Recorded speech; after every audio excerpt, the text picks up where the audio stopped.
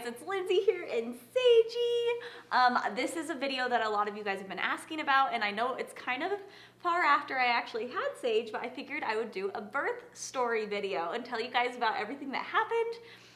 I've kind of shared like a few small details, but it was actually like the coolest, best, most awesome day of my whole entire life. So I thought I would talk about my birth story with you all and let you know how it went and how much fun that day was that we got to meet Sage, huh, baby girls? Huh? Okay, let's do this.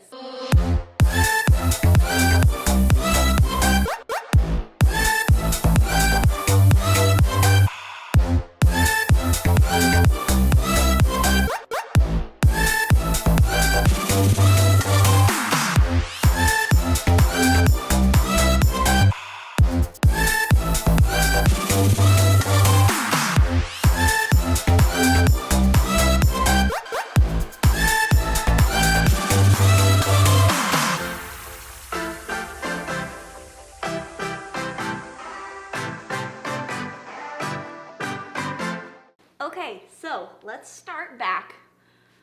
Well, I feel like I didn't really update you guys very much on the last couple 2 months of my pregnancy. So everything was great. Obviously, in the start of the third trimester, I got super uncomfortable. I was just huge. I wasn't sleeping good anymore. And little Sagey was actually breech. So I found out at my 32-week appointment. Hold 1 second. Hi, babe. Chicken fingers. The chicken tenders. Okay, I love you. Yeah, that's it. No, just the chicken. Okay, bye. Sorry, I just had to order my chicken tenders. Okay, so found out at my 32-week appointment that baby girl was breech. That means that her head was up and her feet were down, and the position they're supposed to be in for labor and for birth is head down. So she was not, she was breech. And my doctor said, okay, so she's breech right now. There's still time for her to flip.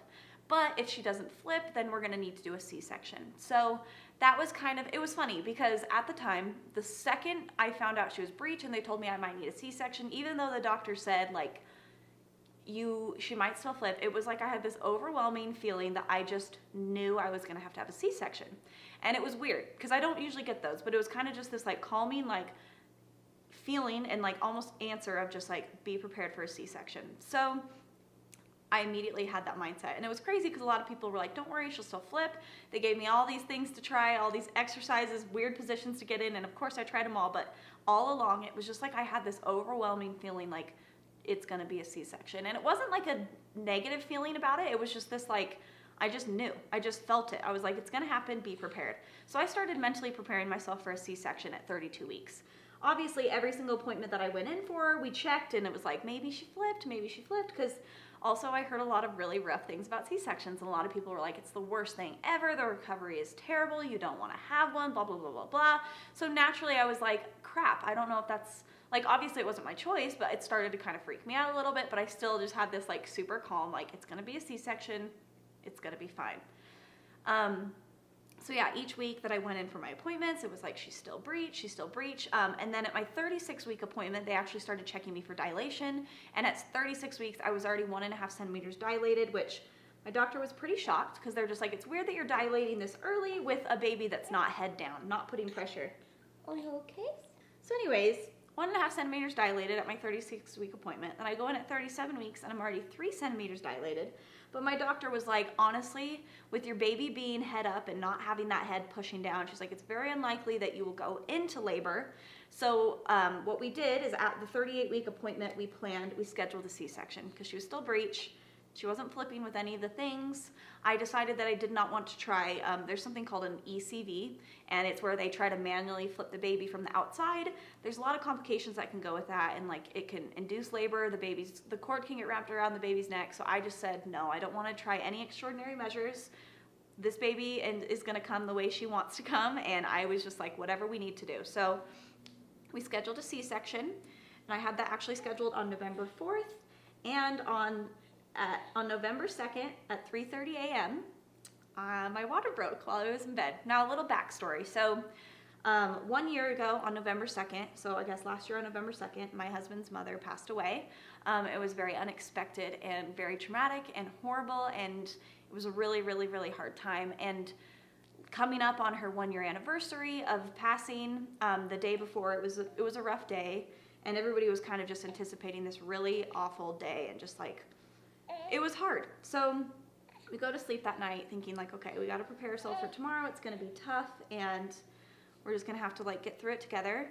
But this little angel decided to make her appearance, and literally we cannot even tell you how like, oh, why is it matter? Like I said, this little angel decided to make her appearance on that day. 3:30 in the morning, I'm laying in bed, and I wake up because I'm like, oh my gosh, I've got to pee. Run to the toilet. Huge amount of water comes out. Like, when I say a lot of water, it felt like somebody like threw a ginormous water balloon into the toilet. It was like this huge water. Sorry, that might be too much information, but a lot of water came out. But in my like 3:30 a.m. tired state, and also because I'd peed my pants multiple times like leading up into this day, so I was like, oh, I just peed. So I get back in bed. Sam hasn't woken up or anything. I get back in bed, I wait a couple minutes, and all of a sudden it's like I'm peeing and I can't even stop it. Run to the bathroom, try to get it out in there. Run to the bathroom, more fluid. Go back to bed because I'm still like, oh no, that's not my water, that's not it. So I go back to bed. Then it happens the third time, and after the third one, all of a sudden, huge contraction, like super painful. And I had been having Braxton Hicks, so it wasn't one of those. It was definitely a real contraction, and I was like, okay. But still in my head, I'm like, maybe I'm not in labor. And the last thing I wanted to do was go to the hospital and have them send me home and be like, you're not in labor, you're crazy. So I get back in bed, but I lay there, I'm having contractions. Sam is still asleep. He sleeps through everything, it's amazing. Sam is still asleep. I didn't want to wake him up because I'm like, I'm gonna wait. So I start timing my contractions, and they're 5 minutes apart for about 20 minutes. Finally, I wake up Sam. I'm like, babe, I'm having contractions. I'm not sure if this is like false labor or if this is real. And he's like, okay. He starts like kind of freaking out, getting out of bed, getting changed. He's like, should we go to the hospital? I'm like, just wait a little bit longer. Then all of a sudden my contractions went to like 2 minutes apart, super fast. I was like doubled over in pain. Sam's like, we gotta go. So he packs up the car. Luckily I had packed my hospital bag.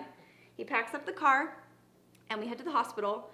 We get to the hospital, we walk in. I see the nurses, they're like, what's going on? I'm like, I think my water broke. And Sam is like, and our baby is breech. So they immediately put me in a room, because if your baby's breech, they really don't want you going into labor because it could be super dangerous for the baby. So they get me in a room, they hook me up to all the things. They're like, oh yeah, you're contracting like every minute. They check me, I'm dilated to a 5.5.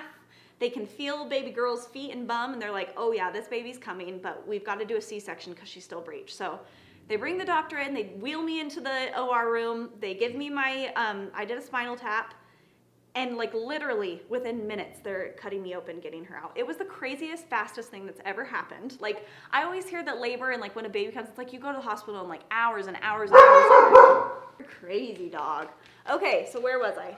Okay, so from the second we got to the hospital to when I was literally my stomach was being cut open, it was maybe like an hour max. It was the fastest, craziest thing.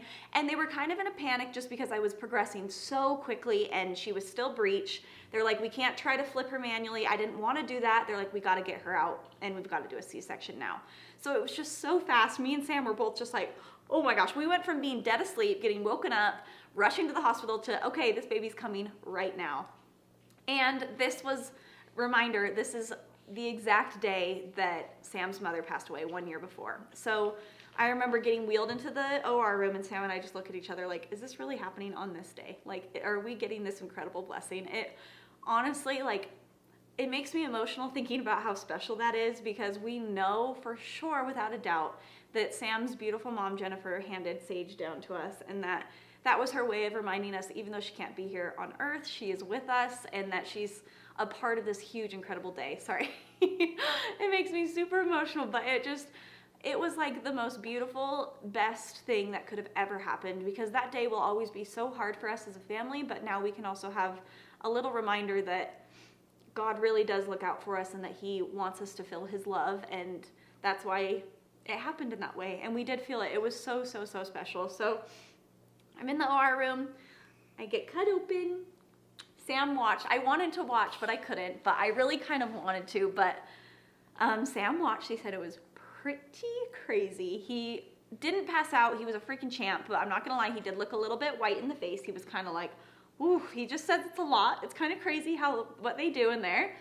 But I couldn't feel a thing. I could feel a little bit of pressure, and they were talking me through the whole thing. So it was the most surreal feeling.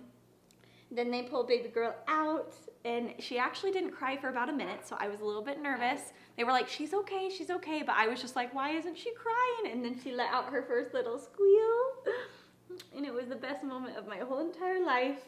And then they cleaned her off. They did the little thing where they got the liquid out of her lungs, and then they let me hold her for a second, and then her and Sam went into the room to like do all the things that they do while they stitched me back up. That took about 20 minutes, and then before you know it, me, Sam, and Sage are a family of 3 in the hospital room, and she was incredible. She latched right away. We started breastfeeding right away, and yeah, it was honestly, you guys, the most exciting, whirlwind, emotional, special day of my whole entire life. I could not have dreamt up a better way to bring little Sagey into the world. I'm so grateful that I was able to experience labor, experience contractions, and then still be able to get her out in a safe way.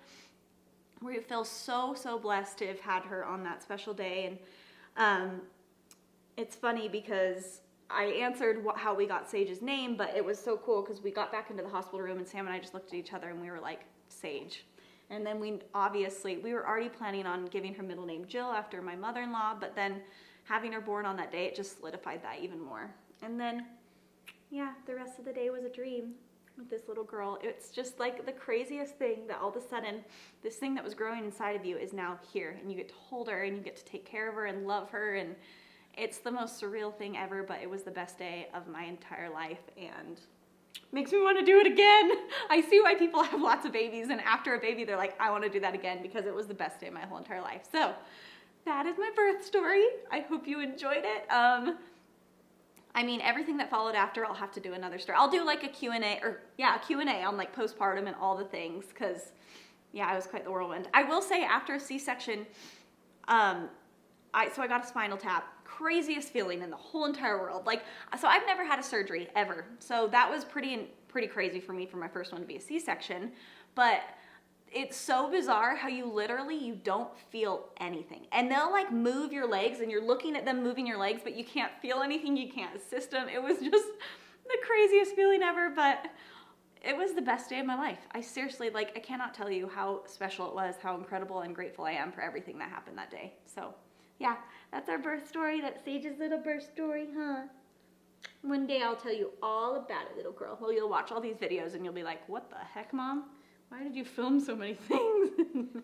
And you're the star. Okay, guys, well, thanks for watching, and leave in the comments below anything else that you want to know about pregnancy, motherhood. I mean, I don't know everything. I'm still figuring it out, but I'd love to share any tips and tricks that I have, so leave any comments below of videos that you want to see about it.